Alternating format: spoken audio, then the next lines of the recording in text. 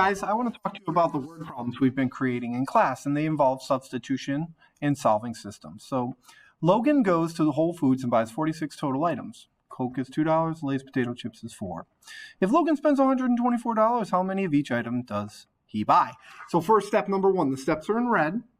First, we're going to assign variables. Number 2, let X be Cokes, let Y be Lay's. You can't use the word, don't even use the word Cokes and Lay's. Every time you want to, use X and a Y. So step 2, we make equations from the totals. So the totals are going to be X plus Y equals 46. It really says Cokes plus Lay's equals 46. So it does make sense and it works for this problem. Next one, 2 times every Coke, so $2 for every Coke plus $4 for every Lay's equals 124. But it's not Lay's, it's 4Y. It's 2X plus 4Y equals 124. Next, the math part. So we have created the equation. Pick one variable to get alone. I picked the first X in the first equation.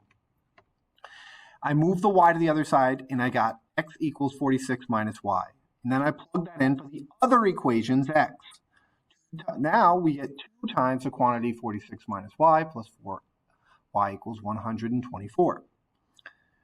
Once we simplify, we're going to share the 2 with the 46 and the 2Y. 2Y plus 4Y equals a positive 2Y. The 92 that results, we subtract. 124 minus 92 is 32.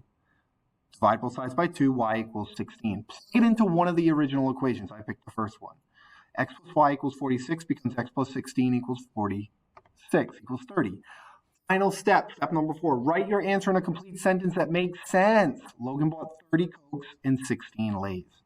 Remember, when you're solving, sometimes you're going to get equations that equal 0 equals 0. So if you solve and the variable goes away and it's 0 equals 0, the answer is infinite. If it says 0 equals 20 or 2, it doesn't make sense. That's no solution. So be ready to make your own problems and have a